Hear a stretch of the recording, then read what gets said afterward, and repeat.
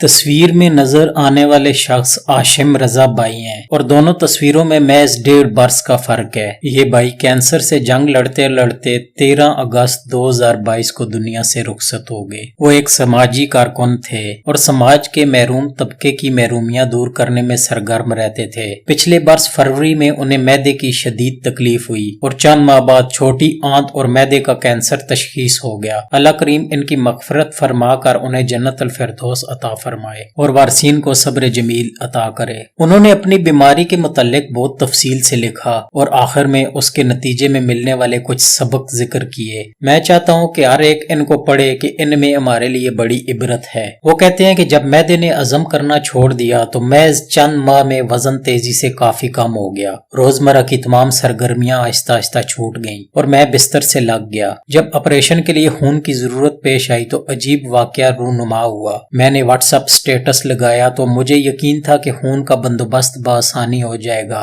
کہ میرے ساتھ کافی ساری بلڈ سوسائٹیز اور بلڈ NGOز جڑی ہوئی تھیں، لیکن مجھے اس وقت بے حد حیرانگی ہوئی کہ 600 سے زائد قریبی لوگوں نے میرا اسٹیٹس دیکھا، مگر چند دوستوں کے سوا کسی نے پوچھا تک نہیں کہ آخر مجھے کس لیے خون کی ضرورت ہے۔ خون کا بندوبست تو ہو گیا لیکن مجھے اس سے بڑا شاک لگا۔ وہ کہتے ہیں کہ زندگی کے سکھانے کا اپنا ہی انداز ہے اور میں نے ان مشکل حالات میں زندگی سے مندرجہ ذیل بڑے اہم سبق سیکھے۔ نمبر 1، خود کو اللہ کے سپرد کر دیں کہ آپ کے کنٹرول میں کچھ بھی نہیں ہے، آپ ناقابل تسخیر ہرگز نہیں ہیں۔ نمبر 2، آپ کے گھر والے سب سے پہلے ہیں اور ماں کی محبت کا نعم البدل کوئی بھی نہیں ہے۔ نمبر 3، اگرچہ آپ بستر سے ہلنے کے قابل بھی نہیں اور آپ کا درد ناقابل برداشت ہو تو تب بھی آپ کے پاس اپنے رب کا شکر گزار ہونے کے لیے بہت کچھ موجود ہے۔ نمبر 4، ہم بہت محدود ہستی ہیں جو بعض اوقات کسی خاص معاملے کی وجہ یا وقت کا تعین تبھی کر پاتے ہیں جب بہت دیر ہو چکی ہوتی ہے۔ نمبر 5،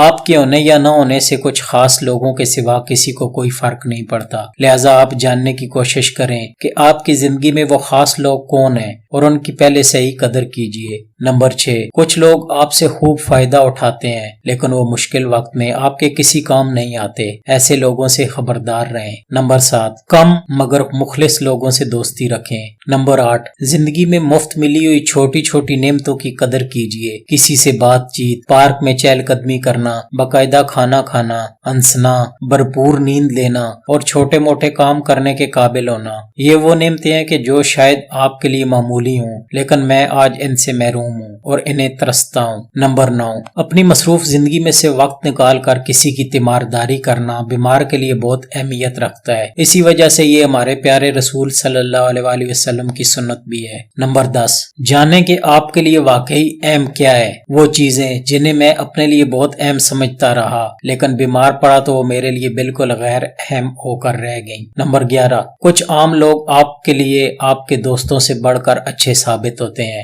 نمبر 12، سوشل میڈیا ایک بہت بڑا دھوکہ ہے، یہ ہمیں انسان سے حیوان بنا رہا ہے اور ہم انسانی ہمدردی سے محروم ہوتے جا رہے ہیں۔ نمبر 13، ہر قسم کے حالات میں ہمارے سیکھنے کے لیے بہت سے سبق ہوتے ہیں۔ نمبر 14، زندگی بہت مختصر ہے لہٰذا ابھی سے ہی کچھ با مقصد اور خاص کرنا شروع کر دیں۔ اگر آپ نے کسی کا دل دکھایا ہے تو اس سے معافی مانگ لیجئے، اگر آپ کسی سے پیار کرتے ہیں تو اسے بتا دیجئے، تاخیر مت کیجئے کہ ہو سکتا ہے کہ آئندہ کل میں یہ سب کرنے کے لیے آپ نہ ہوں۔ نمبر 15، اس دھوکے میں پڑنا بہت آسان ہے کہ میرے بغیر دنیا نہیں چل پائے گی، مگر سچ یہ ہے کہ اسے ہمارے ہونے یا نہ ہونے سے کوئی فرق نہیں پڑتا۔ پروردگار ان کے درجات بلند فرمائے اور انہیں جنت الفردوس میں اعلیٰ مقام عطا فرمائے، آمین۔